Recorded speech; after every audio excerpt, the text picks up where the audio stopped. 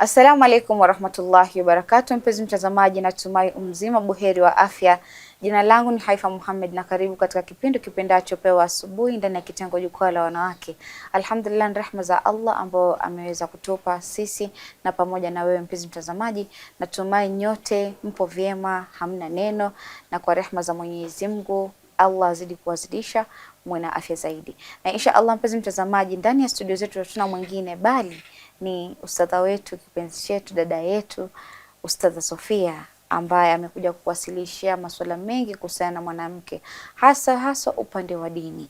Kama tunavyofahamu, mwanamke ni kiungo muhimu, mwanamke ni jamii nzima. Bila mwanamke hatuwezi ona kizazi cha kesho.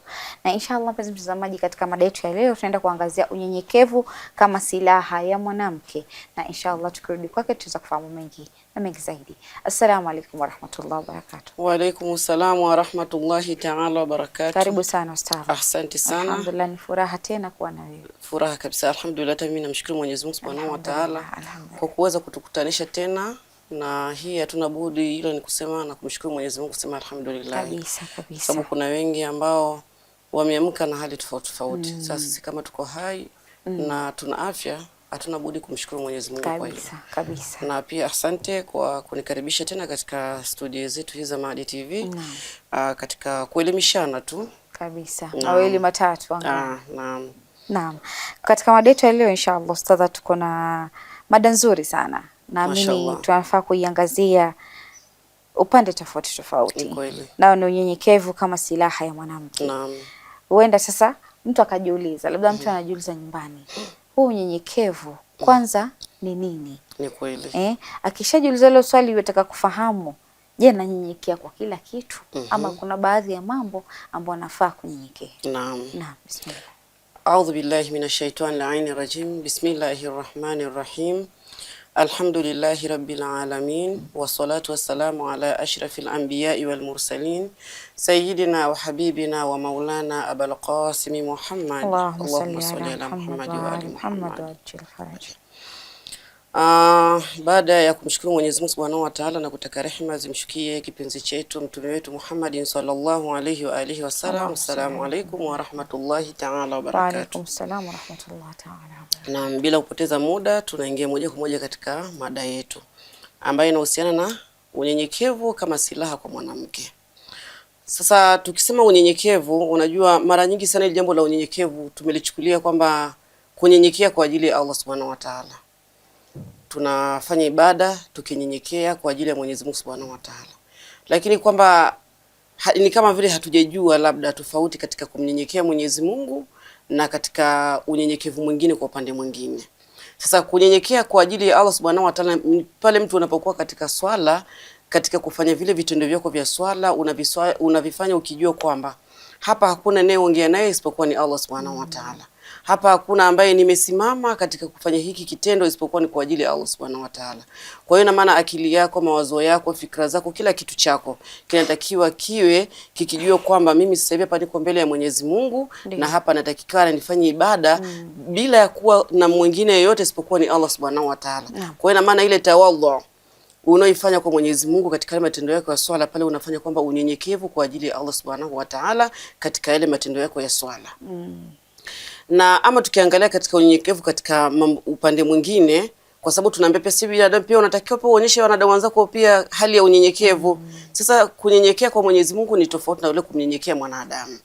Na kunyenyekea kwa mwanadamu ni katika vitendo. Yaani unajua tu ni vile tu hatujajua. Si mpaka unakwenda unamkitia magoti, unamshika miguu, unafanyaje?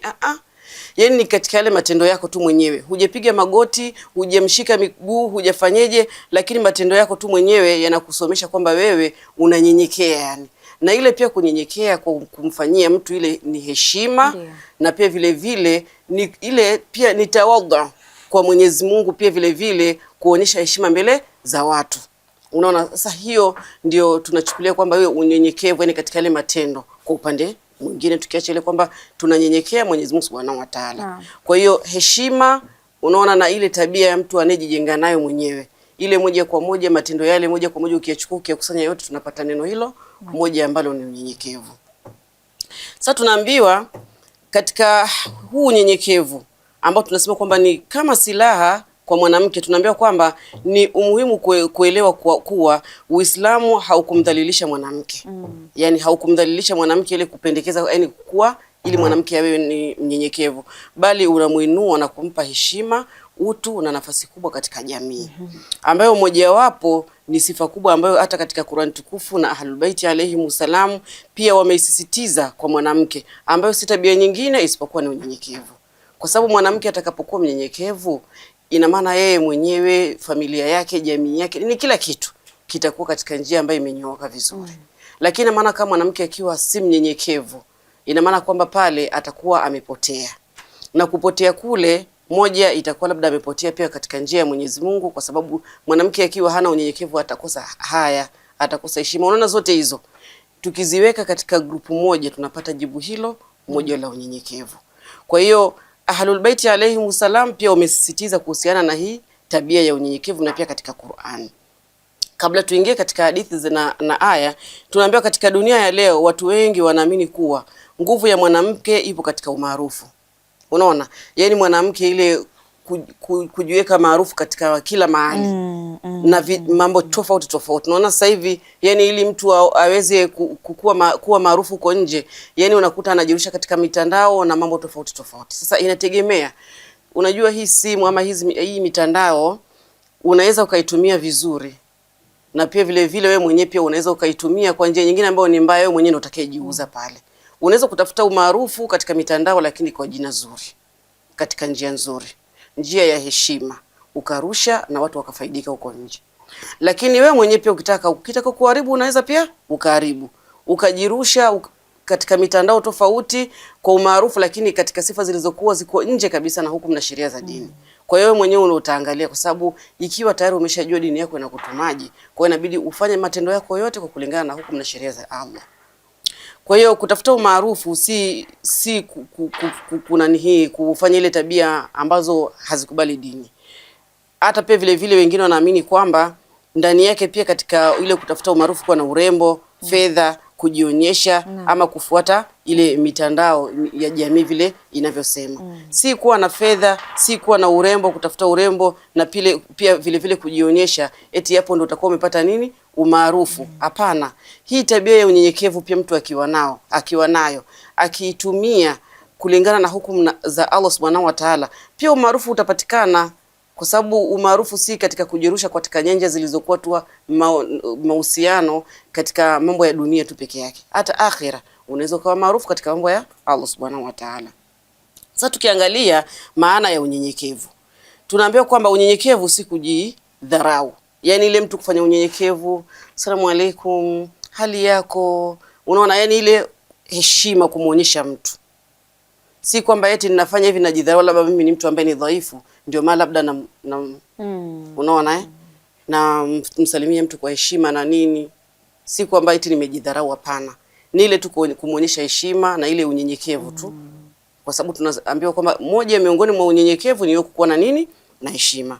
Kwa hiyo si ile mtu kujidharau. Na pia unyenyekevu si kujionyesha dhaifu. Yaani mimi nitakapokuonyesha kwamba ile heshima yangu kwa njia ya unyenyekevu, si kwamba mimi nimejiona kwamba ni dhaifu. Hapana. Isipokuwa tu basi ni moja katika ile heshima, katika kuheshimiana. Kwa sababu haifa sahihi mtu mkubwa usipomfanyia pia heshima mtoto mdogo, yule mdogo pia hata kuheshimu wewe mkubwa. Kwa hiyo kuna ile hali ambayo pia mwenyewe mtu mzima unaongea na mtu mdogo, yani katika hali nzuri ya kuvutia, hata yule mtoto pia aweze kuvutiwa na tabia yako mpaka aweze kufanyaje? Kuiga na ajue kwamba tunatakiwa tusalimie hivi, tufanye hivi, tukae hivi. Hiyo. Na pia vile vile mtu kufanya unyenyekevu si kukosa kujiamini.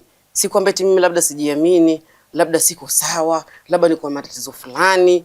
Unaona, ndio maana labda ninafanya tabia kama hii. Hapana, ni katika ile heshima na katika ule utu jinsi tunavyotakikana kukua, ndio ili tuweze kufanyaje? Kupata jamii na pia vizazi vinavyokuja viwe ni vizazi vizuri vitakavyokuwa na tabia nzuri. Kwa hiyo si unyenyekevu kudharau ama udhaifu ama kutokujiamini, hapana. Bali tunaambiwa ni kutambua kuwa neema zote zinatoka kwa Allah Subhanahu wa Ta'ala. Yaani ile kufanya ule unyenyekevu, tunatambua kwamba chochote kwanza nilichokuwa nacho mimi mwenyewe katika mwili wangu binafsi, hii ni neema ya Allah Subhanahu wa Ta'ala. ninapoongea, ninapokula, ninapokaa, ninaposimama, ninapotembea, zote hizi ukizikusanya kutokana na vile wewe mwenyewe unavyo behave pale, moja kwa moja unaonekana huyu mtu ni mnyenyekevu. Unaona vile anavyotembea, anaogopa hata kukanyaga hiyo ardhi. Watu wanasema maneno hayo. Na hiyo ipo kweli mpaka katika aya ambayo tutakuja kuisoma. Unaona mtu anavyoongea, unaona mtu anachunga yale matamko yake. Anaongea kwa umakini kabisa, anakuwa anatumia ile hekima ya hali ya juu anapoongea. Yote ule ni nini? Ni unyenyekevu. Anapokutana na watu, ile jamii anapokuwa nao, anaongea nao katika matamko. Yani mtu ukimwangalia zote zile anazozifanya, moja katika nini? Unyenyekevu. Kwa hiyo kwa sababu gani? Anatambua kwamba neema zote zilizokuwa hapa duniani pamoja na mimi mwenyewe, zote hizi ni kutoka kwa Allah Subhanahu wa Ta'ala. Kwa hiyo tunaambiwa kwamba kutowadharau watu, kwa hiyo na maana kwamba usidharau mtu, si mdogo wala si mkubwa. Heshimu. Hiyo ni moja miongoni mwa nini? Mwa unyenyekevu. Hiyo moja miongoni mwa unyenyekevu, na ni silaha pia kwa vile vile kwa nani? Kwa mwanamke, kwa sababu mwanamke atakapokuwa mnyenyekevu, ina maana atakuwa na haya, atakuwa na heshima, atakuwa na ile kuogopa ile kuongea kwa maneno ya kutishiza mbele za watu. Unaona? Yote hii inakuwa ni silaha kwa mwanamke akiwa na nini? Na hali kama hizi. Na pia vile vile tunaambiwa pia lugha pia nzuri. Ndio kama vile nilikuwa nimezungumza. Lugha nzuri. Ongea na watu zile lugha zilizokuwa ni nzuri. Na pia vile vile kuishi kwa adabu na staha. Ishi kwa adabu na staha na watu. Yaani usiwe ni mtu mwenye kubobwaje kutoa maneno tu. Ukikutana na huyu umemwagia maneno haya, ukikutana na huyu umemwagia maneno haya, ili haitakiwi na kiko kumstahi mtu. Yaani kustahi mtu, mfano umenikosea Haifa, na mimi kwa sababu mimi najijua kwamba sina ile tabia ya kumwaga maneno barabarani na kustahi. Sasa wewe utaona kama vile mimi ni mjinga, lakini nilinyamaza kwa ajili ya nini? Ya staha. Unaona? Kwa hiyo ina maana kwamba baadaye nitakuja kufuata mimi kwa wakati wangu, ni kuambia kwamba Haifa, pale ulifanya ABZ. Ile si tabia nzuri na wala si vizuri. Na mimi sikutaka kuambia pale mbele za watu. Kwa sababu gani? Mimi nimeitumia staha yangu, nimekustahi. Na hiyo nimetumia hekima kwangu. Sikutaka kumwaga maneno mbele za watu. Unaona? Kwa hiyo kitu kama hicho kinakuwa ni kizuri sana kwa sisi wanawake. Kuliko ile kuongea maneno mengi huko nje na kuanza kutukanana. Kwa hiyo tunaambiwa kutokuwa na kiburi. Sio na kiburi. Yaani kiburi ile kwamba mtu anakuzungumzisha, unakuta kwa uzuri tu mtu unamkuta anamjibu mtu vibaya vile anavyotaka yeye mwenyewe. So hizi ndio zile tabia za nini? Za unyenyekevu. Mtu atakapojipamba nazo, basi na maana kwamba atakuwa amefanya nini? Unyenyekevu. Yaani ni ule mzunguko wa tabia zote mtu atakazokuwa nazo. Sasa tukiangalia Mwenyezi Mungu Subhanahu wa Ta'ala anatuambia katika Suratul Furqan, ambayo ni sura ya 25 aya ya 63. Mwenyezi Mungu alituambia kwamba wa ibadu rahmanu alladhina yamshuna ala al-ardhi hauna. Unaona, wajua Mwenyezi Mungu wale ambao wanatembea katika ardhi kwa unyenyekevu. Hii ardhi tunaambiwa katika kila siku haiwachi kuwa ni yenye kuzungumza Haifa. Na mwenye kujua ardhi kwa ni yenye kuzungumza ni ule mtu ambaye ameshakufa. Leo hii tunatembea katika mgongo wa ardhi, unakuta mtu anatembea akitokea kule, unajua kabisa yani, na kuna watu wamejizoesha hivyo. Mtu anagonga ardhi kabisa, yani utasema kwani anataka kuipasua ama ni nini?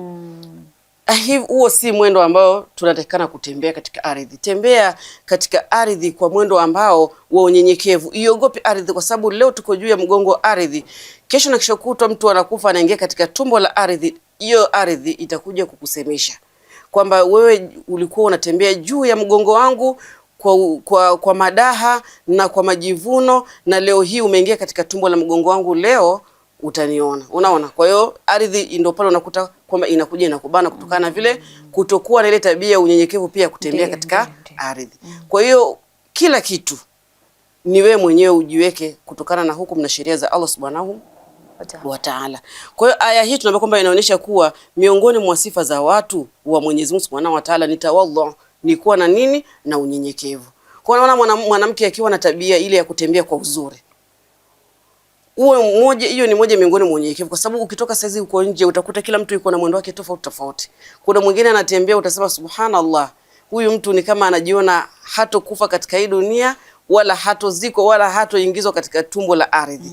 Anakuwa anatembea kwa mwendo wa madaha, yani mpaka wewe mwenyewe ukimuona unaona huwezi kujua kwamba huyu ni mwenazimu ama yuko na akili timamu. Yaani watu wako na ile miendo tofauti tofauti. Sasa hiyo miendo Mwenyezi Mungu hapendi. Anataka watu watembee kwa unyenyekevu, na hususan kwetu sisi wanawake, kwa sababu wanawake tuko na maumbile ya aibu, tuko na maumbile ambayo na fitna.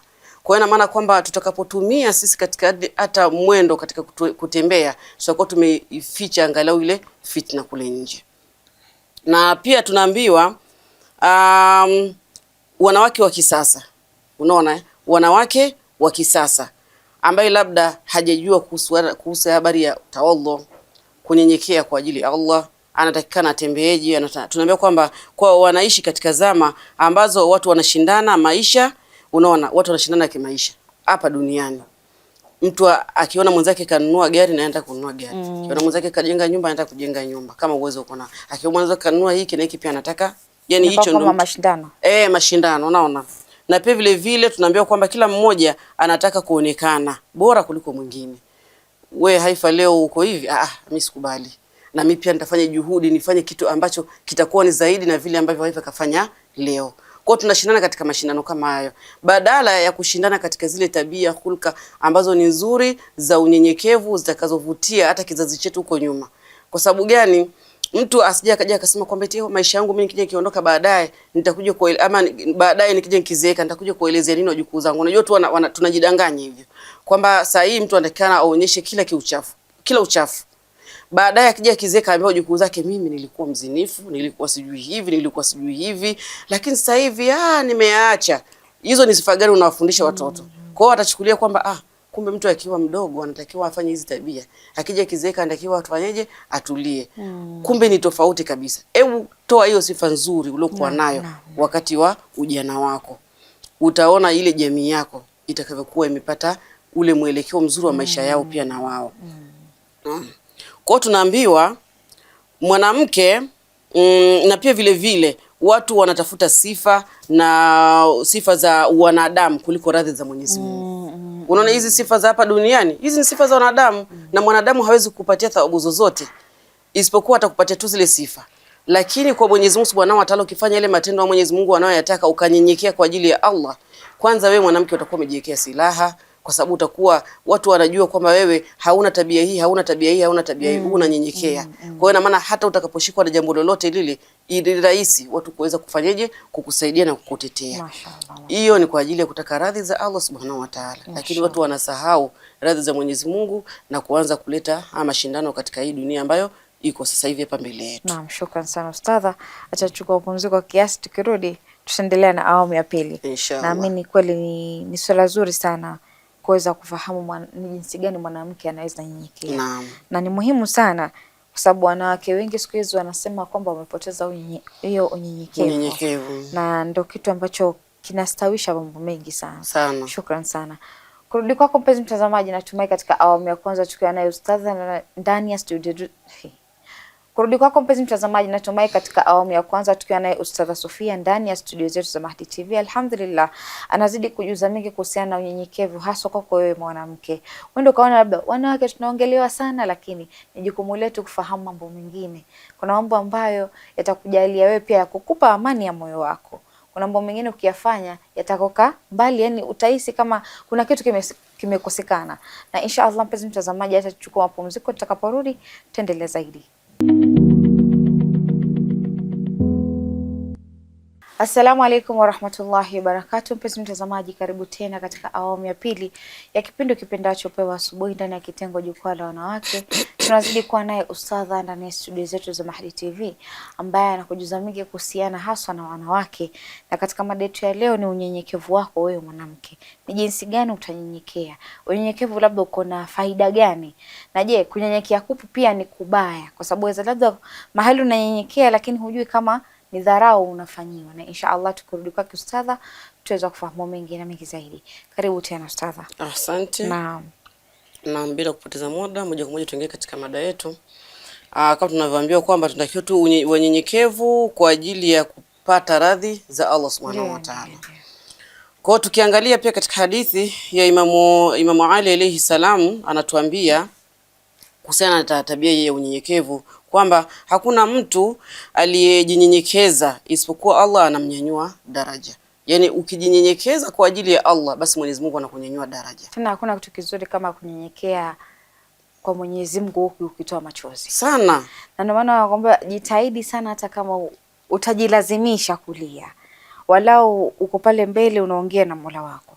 Hakuna kitu kizuri kama kusimama mbele kuongea na Mola wako. Kuna wengine mpaka wanakuambia ongea naye kama unavyoongea kama mimi na wewe ustadi. Kweli kabisa. Mwambie Mola wako, mimi kwa nini linatokea hivi 1 2 3. Huenda uwezi jua dua yako haijajibiwa kiasi fulani kwa sababu Mwenyezi Mungu anataka kusikia sauti yako hapa na hapa. Kweli. Ukifika pale mbele kwa Mwenyezi Mungu, yani unavonyenyekea, kwa sababu wewe ni dhaifu, wewe huna kitu, wewe ni mtu ambaye utarudi tu katika mchanga. Mwenyezi Mungu amekuumba yeye na bado kwake utarudi. Sasa jinsi gani ukinyenyekea Mwenyezi Mungu unakuwa karibu na yeye? Ni sisi wanawake tujiregeshe pale, kwa sababu wanawake wengi sasa dini tukiangalia haya percentage dini tumeiweka mbali sana. Tena ni mtihani mkubwa sana ukiangalia kwanza unapoingia katika mitandao unasikia moyo unakuuma, lakini hauna mbadala wa kufanya, utafanya nini? Hakuna namna ya kufanya, kwa sababu mtu mpaka amejiweka katika mitandao na anafanya anachotaka. Yuko tayari pale unapomuuliza kitu akujibu vyote vile anavyotaka yeye mwenyewe. Mavazi mtu ameyatupa kabisa, hataki kujua utaendaje ama hii itaenda vipi ama kutakuwaje. Sasa inabakia kwamba ule unyenyekevu wetu kwa Mwenyezi Mungu unapungua. Ndio, kwa sababu gani? Ikiwa matendo yetu sisi wenyewe huku nje hatuwezi kuyafanya kwa uzuri, utawezaje kusimama kwa Mwenyezi Mungu uanze kunyenyekea? Hauwezi. Hautaweza, kwa sababu nafsi yako imeshakuwa, unaambiwa kwamba nafsi ya mwanadamu yani moyo ndio mwanadamu. Katika hadithi za maimamu wanasema kwamba moyo wa mwanadamu anapokuwa anafanya kosa linaingia unahitaji kidoa, unaona, cheusi. Kwa hiyo anapokuwa anatubia doa lile linafanyaje? Linaondoka. Lakini ikiwa hatubia anazidi kufanya makosa, ina maana kwamba doa lile linazidi kuwa kubwa mpaka linaenea katika moyo mzima. Na litakapoenea katika ule moyo mzima, ina maana kwamba pale ni aghlab, yani itakuwa ngumu sana mtu yule kubadilika. Kwa hiyo ina maana kwamba haya matendo yetu haya, ikiwa tunataka kule kufanya ile utawadhu kwa Allah Subhanahu wa Ta'ala, kwanza sisi wenyewe matendo yetu huku nje, kabla tujaenda kulia kwa Mwenyezi Mungu, tuwe tayari tumeshajiweka kwamba sisi hii dunia hii ni mapito tu.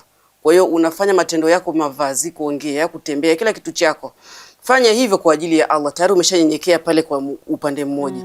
Kisha uende ukasimama mbele ya Allah, ndio pale ukisujudu pale ama ukisimama katika kumwomba Mwenyezi Mungu, hayo machozi yako yatakutoka kikweli kweli. Lakini leo unaswali, ukimaliza pale wewe umekwenda kushika habari yako nyingine. Hayo tunaita sasa ni machozi ya kinafiki. Unaona eh? Sasa hizo hali Mwenyezi Mtume Muhammad sallallahu alaihi wa sallam pia alitukataza. Kwamba Mwenyezi Mungu hakubali toba ya mwenye kurejea makosa yake wakati wote. Fanya toba, na ukitubu unatubu na bila kurudi katika ile makosa yako. Kwa hiyo tunyenyekee kwanza katika zile tabia zetu, katika kila kitu chetu. Ukirudi pale kwa Mwenyezi Mungu ukilia, unakuwa unalia machozi yale ya ukweli. Na tunaambia kwamba mtu yote atakayenyenyekea Mwenyezi Mungu anamnyanyua daraja. Kwa hiyo ni sisi wenyewe tu, kwa sababu kunyenyekea si ile kama nilivyotangulia kusema kumpigia mtu magoti na nini, ni tabia zetu, matendo yetu sisi wenyewe. Tuyafanye kwa ajili ya Allah Subhanahu wa Ta'ala, ili Mwenyezi Mungu aweze kutunyanyua daraja. Kwa hiyo hivyo mwanamke mwenye tawadhu, mwenye kunyenyekea, Allah humuinua. Mwenyezi Mungu anamuinua mwanamke ambaye anafanya nini? Unyenyekevu. Kwa nini tusinyenyekee jamani? Na pia vile vile watu humheshimu. Na kweli mavazi yako hizi umejistiri vizuri. Ukipita barabarani mko wawili tofauti, mwingine amevaa mavazi yake tunayojua huko nje na wewe umejistiri vizuri, utaona pale atakayepigiwa, tunaitaga zile ni minja. Watu wana mtu anakupigia hizo. Sasa mmoja alikuwa anakuambia, sasa wewe unafanya hivyo utadhani mimi ni paka ndo unamfanyia mambo kama haya. Sasa basi kama unataka kufanywa hivyo, vaa vizuri. Utapewa majina ya paka, hata kuku pia ufanya kama vile kuku. Sasa hiyo ni kwa sababu vile tunavyojiweka kule nje, kutokana na mavazi yetu, utembezi wetu, kuongea kwetu, lazima unaweza ukaitwa kama paka, kama kuku, kama nani, kwa sababu yako wewe mwenyewe umetaka hizo sifa uzipate. Na kama uzitaki, fanya tawadhu kwa ajili ya Allah Subhanahu wa Ta'ala. Kwa hiyo tunaambiwa pia jamii humthamini, yani jamii inamthamini mwanamke akifanya nini? Unyenyekevu. Mwanamke akiwa na tabia ya unyenyekevu. Kwa hiyo naona hii ni silaha mojawapo. Utaheshimiwa, utapendwa, na pia vile vile jamii itakufanyaje? Itakuheshimu kwa ajili ya kuwa unyenyekevu. Tumwangalie Bibi Fatima Zahra alayha salam. Huyu ni mwanamke ambaye pia ni mfano bora kwetu sisi wanawake. Bibi Fatuma Zahra alayha salam, tunaambiwa kwamba alikuwa binti wa Mtume sallallahu alayhi wa alihi wasallam, lakini hakujionyesha ukubwa mbele ya watu. Tuangalie, tuchukue tofauti, yani vitu vile tofauti na sasa hivi. Sasa hivi mtoto labda wa minister, mtoto labda wa rais, mkubwa wowote yule, akijua kwamba mimi baba yangu ana uongozi fulani ama ana ukubwa fulani, angalia vile anavyo behave. Anakuwa na behave mbaya tu, madharau, anakuwa kwa anajiona kwamba yeye ni yeye. Lakini Bibi Fatuma Zahra alayha salamu, yeye hakuwa hivyo. Alikuwa ni mwanamke, tunaambia kwamba alikuwa ni mnyenyekevu. Ilikuwa hata mtu akienda kutaka haja, yani walikuwa wanaomba usaidizi kwa Bibi Fatuma, ilikuwa hawaonyeshi madharau kwamba mimi ni binti ya Mtume, mnataka labda niwafanyie nini. Hapana, yeye ilikuwa anaonyesha unyenyekevu hata kama mtu ambaye ni maskini. Lakini sasa hii hapa aje mtu ambaye ni maskini kavaa vibaya, utaanza kumwangalia kwa madharau kwanza, umshushe juu chini, umwangalie vibaya, umfanyeje. Unaona, hizo ni tabia ambazo si nzuri. Mkaribishe vizuri, kwa sababu yule pia ni binadamu. Alichokosa kwake, alichokosa yeye, si kwamba eti ni ujinga ama ni nini. Hapana, ni katika maisha ya mwanadamu vile Mwenyezi Mungu, kila mmoja kuna vile alivyopangiwa na Allah Subhanahu wa Ta'ala. Kwa hiyo usimdharau, kwa sababu usimdharau usimjua, kwa sababu huwezi kujua. Leo kesho na kesho kutwa anaweza kuja kuinuka, wewe ukaja huko chini. Kwa hiyo Bibi Fatuma pamoja na cheo cha babake Mtume wetu Muhammad sallallahu alaihi wa alihi wasallam, lakini yeye alikuwa ni mnyenyekevu, mwenye haya.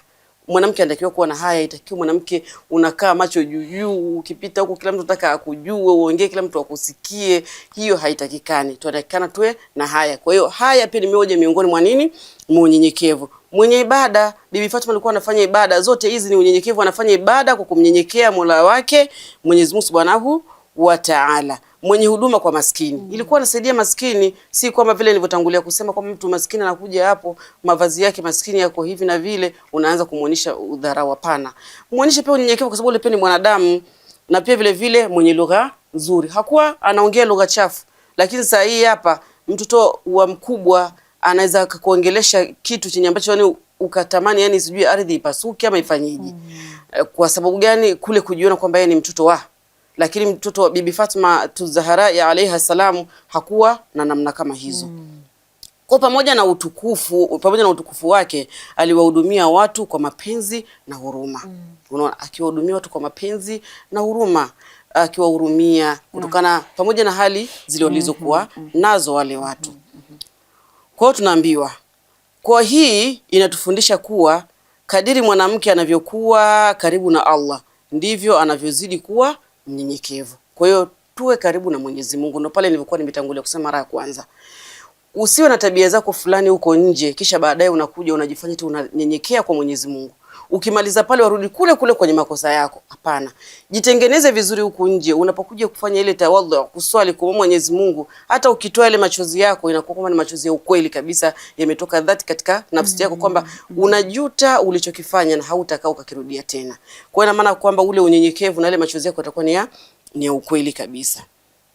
Na pia vile vile tunaambiwa kwa sasa hivi wanawake, mwanamke mwenye kunyenyekea hujenga amani ndani ya nyumba yake. Yaani nyumba inakuwa na nini? Na amani. Yaani hiyo ni upande katika ndoa. Kwa sababu atakuwa anaonyesha unyenyekevu mbele ya mume wake, watakuwa wanapendana. Kwa sababu mwanamume atakuwa anamnyenyekea mke wake na mke pia anamnyenyekea mume, kwa sababu kitendo hiki si cha kufanya upande mmoja, zishirikiane zote. Hapo ndo unakuta sasa, hapo ndo mapenzi ya ndoa yanazidi. Na pia vile vile kuzungumza kwa hekima. Yaani kuzungumza kwa hekima ni ile kwamba kabla hujazungumza ukajua kwamba hili jambo ama hili neno nataka kulitoa linaweza likamuumiza mtu, unaangalia neno la kutaka kumuongelesha mtu hata kama atakuwa amekosea. Kupima maneno.